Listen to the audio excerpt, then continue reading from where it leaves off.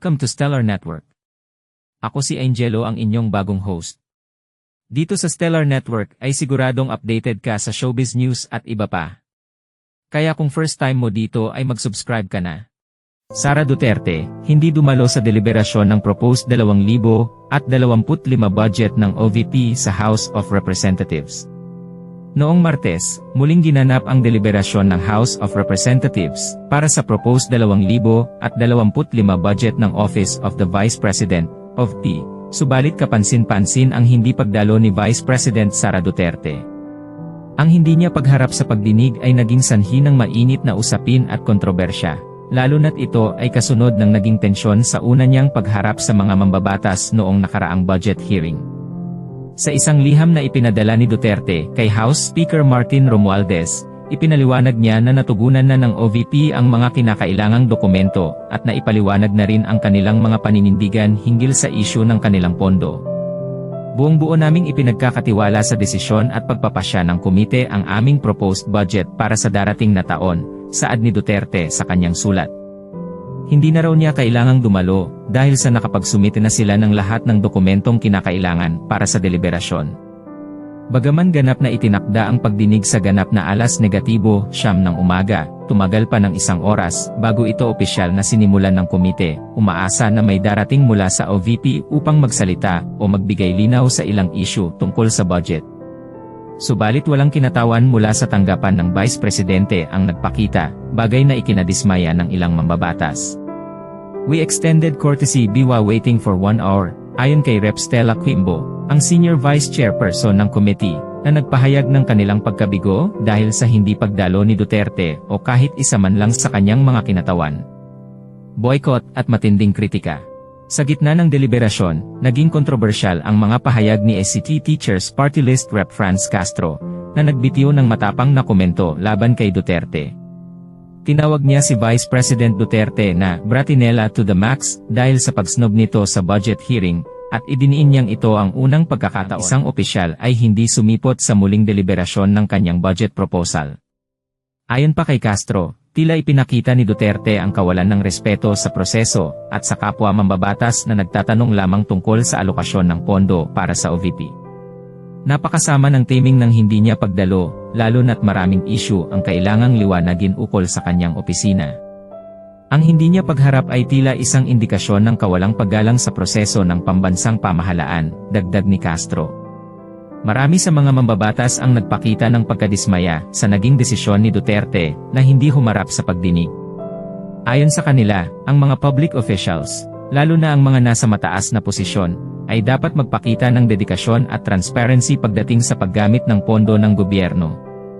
Ang deliberasyon ng budget ay mahalagang bahagi ng proseso upang masiguro ang maayos at tamang paggastos ng pamahalaan para sa mga serbisyo sa taumbayan. Tensyon sa naunang pagdinig. Ang tensyon ay nagsimula pa noong unang pagharap ni Duterte sa House panel kung saan ay ang kontrobersyal na paggamit ng confidential at intelligence funds ng kanyang opisina. Nagkaroon ng mainit na pagtatalo sa pagitan ng ilang mambabatas at ni Duterte, kung saan kinwestiyon ang alokasyon ng pondo na tila wala umanong sapat na justifikasyon. Isa sa mga mambabatas na masusing nagtanong sa OVP ay si Rep. Edsel Lagman, na naglabas ng kanyang pangamba hinggil sa mabilis na pag-apruba ng confidential funds ng OVP nang hindi lubos na naipapaliwanag kung saan ito gagamitin. Maging si Rep. Arlene Brosas ng Gabriela Women's Party ay nagpahayag ng kanyang pagtutol sa malaking bahagi ng pondo na inilaan para sa confidential activities ng OVP, habang maraming sektor ng lipunan ang kulang sa pondo, tulad ng edukasyon at kalusugan. Dahil dito, maraming netizens at ilang mambabatas ang umani ng batikos si Duterte dahil sa tila pag-iwas niya sa masusing pagsusuri ng pondo. Ang hindi niya pagharap sa ikalawang pagdinig ay lalo pang nagpaigting sa mga espekulasyon na tila mayroon siyang tinatago o iniiwasang sagutin. Posisyon ng OVP at ang susunod na hakbang. Bagaman hindi personal na humarap si Duterte, iginiit niya sa kanyang liham na buo ang tiwala niya sa kakayahan ng komite na suriin ang budget proposal ng kanyang tanggapan.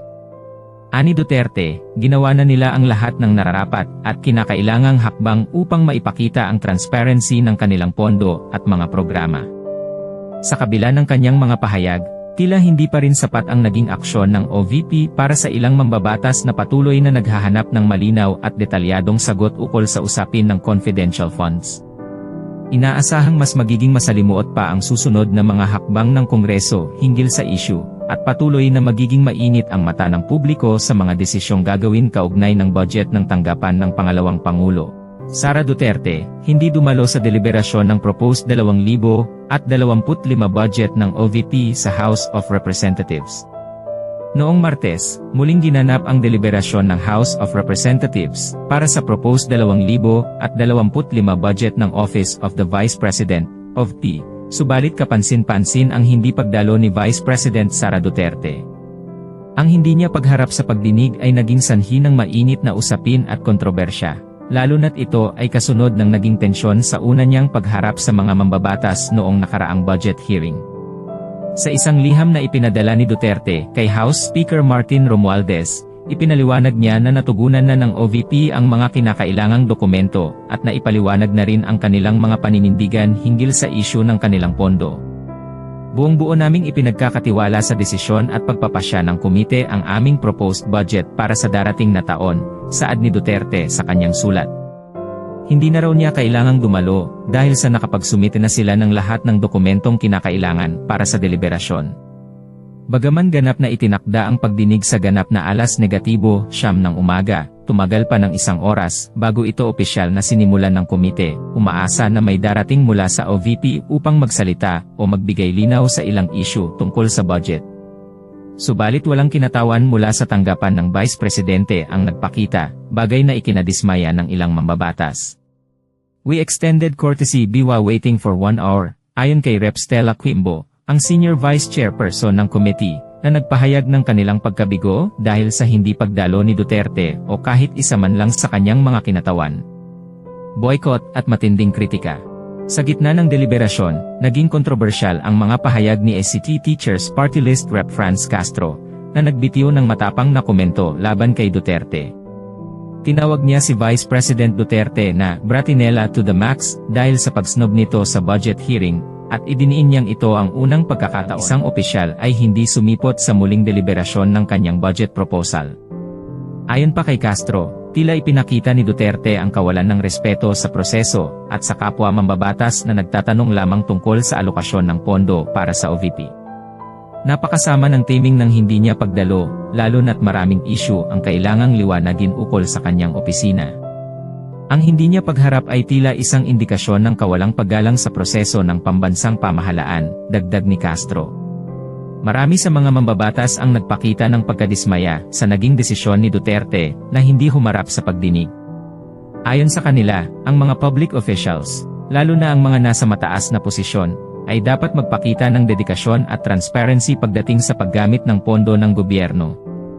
Ang deliberasyon ng budget ay mahalagang bahagi ng proseso upang masiguro ang maayos at tamang paggastos ng pamahalaan para sa mga serbisyo sa taumbayan. Tensyon sa naunang pagdinig. Ang tensyon ay nagsimula pa noong unang pagharap ni Duterte sa House panel kung saan ay ang kontrobersyal na paggamit ng confidential at intelligence funds ng kanyang opisina.